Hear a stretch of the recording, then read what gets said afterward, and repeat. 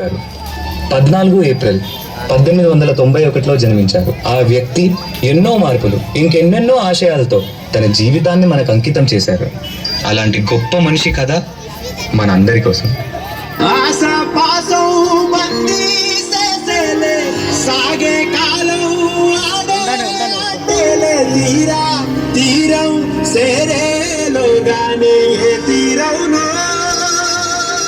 నమస్కారం మాస్టారు.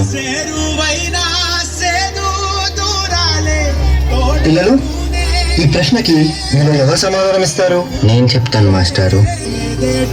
భీమరావు, ఆగిపో. నువ్వు ఆ బెల్లాన్ని తాకితే దాని వెనకాల ఉన్న మా భోజనం మైలైపోతుంది. నువ్వు కూర్చో. నువ్వు వెళ్ళి రాయి భీమరావు.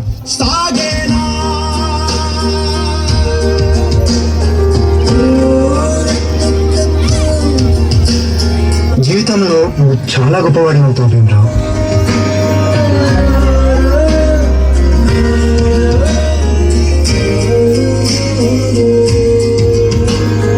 నీ వల్ల మా భోజనం మైలైపోయింది. ఇది కూడా నువ్వు పెట్టిను.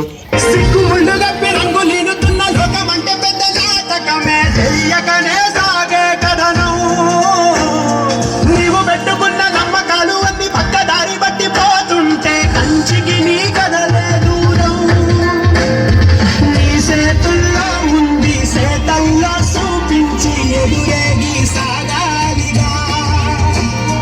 నీ పేరంలో తేనాలంటే నువ్వు ఎదురు చూడాలిగా. చాలా దాహంగా ఉంది. తాగడానికి మంచినీళ్ళు ఇస్తారా?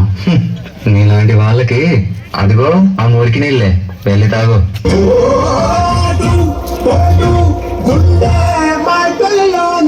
మనుషుల్ని మనుషుల్లా చూడండి, పశువుల్లా కాదు.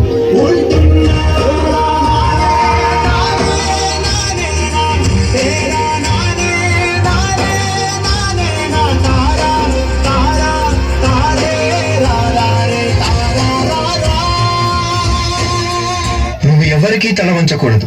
నీ చదువు నీ మార్గం కావాలి, విజ్ఞానమే నీ ధనం కావాలి. నీ వాళ్ళ కోసం నువ్వు ఒక దీపంలా నిలవాలి. నీ కృషి, పట్టుదల, దీక్ష మన భారతానికి రాజ్యాంగం కావాలి. ఇప్పటి నుంచి నీ ఇంటి పేరు నా ఇంటి పేరు అవ్వాలి. అందరూ నిన్ను అంబేద్కర్ అని పిలవాలి. సరేనా భీమరావు?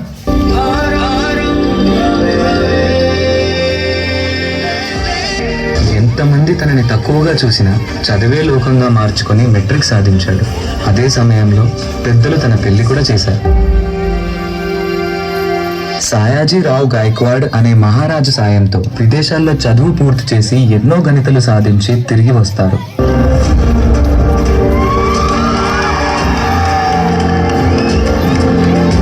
బాబా, ఇన్ని సంవత్సరాలు గడిచినా ఈ ప్రజలు మారలేదు, మా బ్రతుకులు మారలేదు. ఎలాగైనా మా తలరాతలు మార్చే దేవుడివి నువ్వే కావాలి బాబా.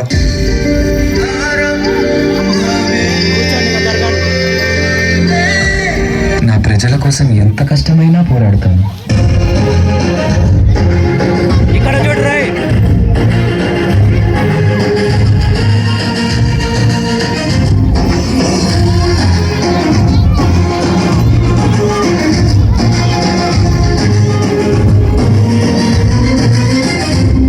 భారత రాజ్యాంగం యొక్క మూసాయుధ కమిటీ అధ్యక్షుడిగా మిమ్మల్ని ఎన్నుకోవడం నాకు చాలా సంతోషంగా ఉంది. ఇన్నేళ్లకి నా ప్రజలకి, నా దేశానికి సేవ చేసే సమయం వచ్చింది. భారత రాజ్యాంగాన్ని నిర్మించే అవకాశం నాకు దక్కింది. దీనికోసం నా ప్రాణాలు అర్పించడానికైనా సిద్ధంగా ఉన్నాను.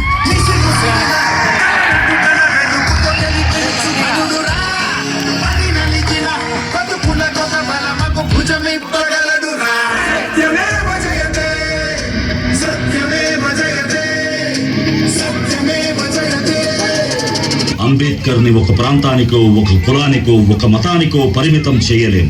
ఎందుకంటే ప్రతి భారతీయుడి గుండెపై చెరగని ముద్ర వేసిన మహనీయుడు ఆయన. అందరి కలలు కన్నది ఆయన కలం. బడుగుల కోసం ధ్వనించింది ఆయన గళం. భారతదేశంలో రాజ్యాంగం ఉన్నంత వరకు ఆయన మన మధ్య బతికే ఉంటాడు.